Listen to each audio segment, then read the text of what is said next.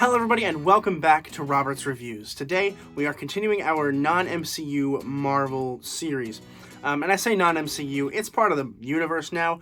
Who the freak knows what's going to happen? I'm very excited for Venom 2 because I think Venom 2 is going to explain some of this. Because I honestly think that it's possible that some of this is canon to the MCU and we just don't know yet.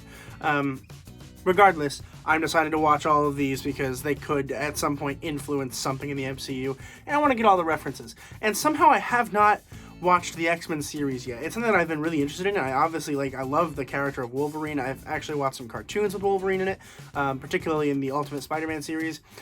And I really like the character of Wolverine. I just have not watched the X-Men movies yet. And I know, I should be, shot. I'm doing it now, okay? I'm a little late, but I'm doing it now. And I'm very excited to talk today about the first one, X-Men.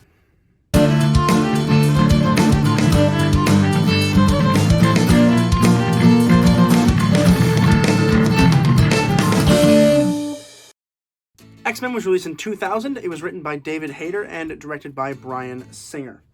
And no spoilers, the general idea is it's mainly about this guy named Logan who goes by Wolverine. Now, he is a mutant, and a mutant in terms of this universe is somebody who has a gene that can be manipulated and it makes things different for other people, right? So you have Wolverine who has the mutant gene, which makes him heal really quickly. His power is not actually the adamantium claws that he has. That was surgically put into him, or so we understand from this movie.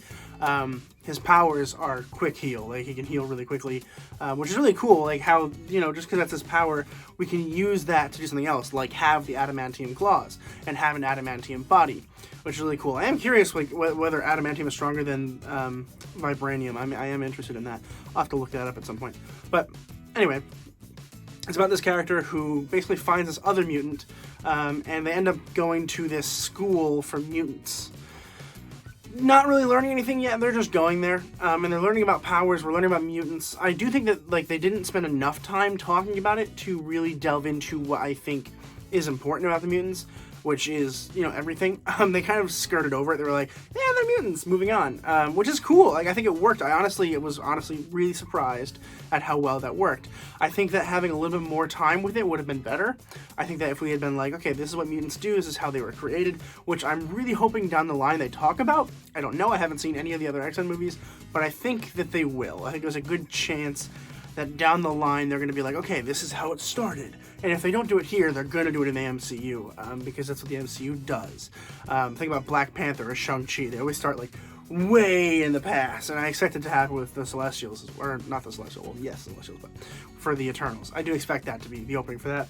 Same with X-Men. So I'm hoping that, we get some of that here, so I'm more prepared for the MCU when it happens, because it's going to happen.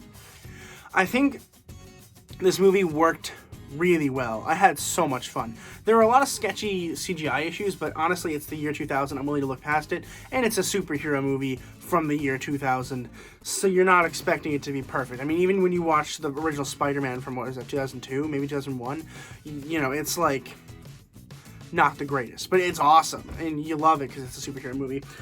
So I don't know, I feel like it didn't hinder a lot of it for me. There are some aspects that I think didn't need to happen. There was this really cool fight on the back, on the top of the Statue of Liberty. I thought was really cool.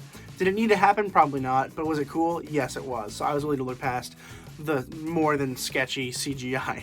I think a lot of the characters are cool. I like Cyborg a lot. I like the back and forth between Cyborg and Logan. I'm hoping we get more of that because I really like that dynamic. I think it's funny. I think James Marsden, I think his name is great. I had a whole lot of fun with that. I think that Hugh Jackman was the perfect casting decision. Come on. It was so good. He's perfect. I don't know who's going to play Wolverine next. I have no idea. And, my big thing is, Karl Urban would be good at a lot of things, right? He'd be good at Wolverine. He would be good at Kraven the Hunter. But they can't do that because they have already casted him in the MCU in Thor Ragnarok in a castaway role. Very upsetting. But I'm really hoping we get Karl Urban back in some way, shape, or form. I love Karl Urban, but I think he'd be a great Wolverine. Anyway, side tangent. Let's see. I also think it was really cool we got to see Patrick Stewart and Ian McKellen in the same movie. Thank you to whoever made that happen. That was awesome. They're both really fantastic here. I like their characters a lot, too. I like how they do delve into, a little bit of their backstories and a little bit, the intricacies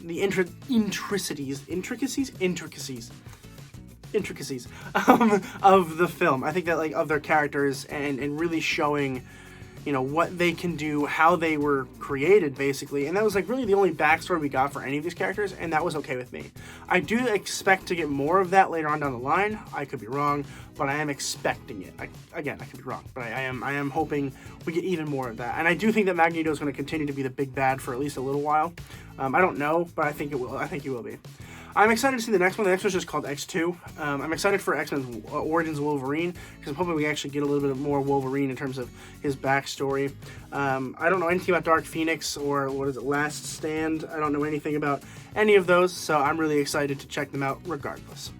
But this movie is really fun. If you haven't seen it, check it out. It's on Disney+. It's really, really, really fun. It's just a good movie. It's just, like, a lot of fun to just sit back, relax, and watch a fun superhero movie.